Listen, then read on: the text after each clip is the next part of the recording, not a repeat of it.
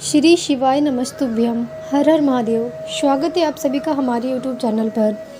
आप सभी को एकादशी की हार्दिक शुभकामनाएं। आज है एकादशी और कल है द्वादशी, जो ये चैत्र माह की द्वादशी पड़ रही है, जो बहुत ही दुर्लभ योग बन रहा है। यदि आप इस द्वादशी में, जो बुधवार के दिन कल के दिन पड़ रही है, इस द्वादशी में आप एक छोटा सा तुलसी माता का उपाय करते हैं, जी हाँ, तुलसी माता का एक छोटा सा 3 पत्ते का तुलसी माता का उपाय करते हैं, तो आपके जीवन में कभी भी धन धान्य की कमी नहीं होगी। आप जो भी भगवान विष्णु से मांगेंगे वो आपको देंगे।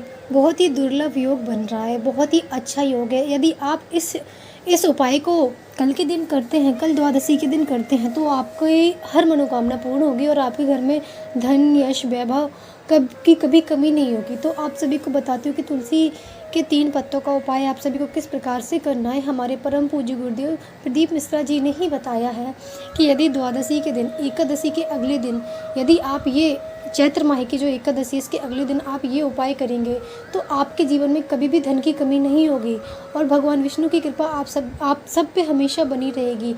आप जो भी भगवान विष्णु से कल के दिन इस उपाय को करते टाइम मांगेंगे और आपकी जो भी मनोकामना होगी वो भगवान विष्णु अवश्य ही पूरी करेंगे। तो आप सभी को बहुत ही ध्यान से इस उपाय को सुनना है। और एक छोटा सा उपाय है, आसान उपाय है। आप इसे प्रातः काल के समय भी कर सकते हैं और आप इसे प्रदोष काल में भी कर सकते हैं। तो अगर प्रदोष काल में आप इस उपाय को करते हैं तो बहुत ही बेहतर है। अगर आप प्रदोष काल में नहीं कर पाते हैं तो आप प्रातः काल के समय भी इस उपाय को कर सकते हैं। तो आप सभी को सबसे पहले तुलसी माता के घर का पौधा तो आप सभी के घर में होगा, तो आप सभी को प्रातः काल स्नान आदि करके उसके बाद तुलसी माता के 3 पत्तों को तोड़ना है। जी हाँ, ध्यान से सुनिएगा कि 3 पत्तों को तोड़ना है। और उसके बाद जो आप पूजा का जल लेंगे, जिस लोटे में, पात्र में आप पूजा का जल लेंगे, उसमें थोड़ी सी हल्दी, उसका थोड़ा सा जल आपको लेना है हाथ में और थोड़ी सी हल्दी मिक्स करनी है और आपको उन तीनों पत्तों में एक एक टीका लगाना है। जो आप पहला तुलसी का पत्ता है और जिस पे आप हल्दी का तिलक करते हैं, वो आप श्री हरि विष्णु के स्थान में, जो भी आपके घर में अगर विष्णु भगवान का चित्र है तो आप उनको समर्पित करिए।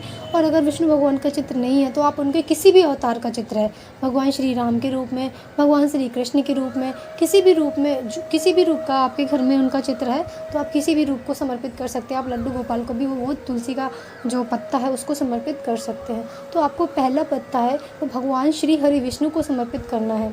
और मैंने जैसा कि आपको बता दिया है कि यदि आपके घर में विष्णु भगवान की कोई तस्वीर नहीं है, कोई मूर्ति नहीं है, तो आप किसी भी उनके रूप को समर्पित कर सकते हैं, क्योंकि उनके अनेकों रूप हैं। तो आप इस प्रकार से पहला पत्ता उनको समर्पित करेंगे और फिर जो बाकी के दूसरे पत्ते हैं, उन दोनों पत्तों पे हल्दी का टीका लगा के, जो हल्दी आपको बोली थी कि आपको पहले लेनी है, उन दोनों पत्तों पे हल्दी का टीका लगा के वो तुलसी माता को ही अर्पित करने हैं वो दोनों पत्ते।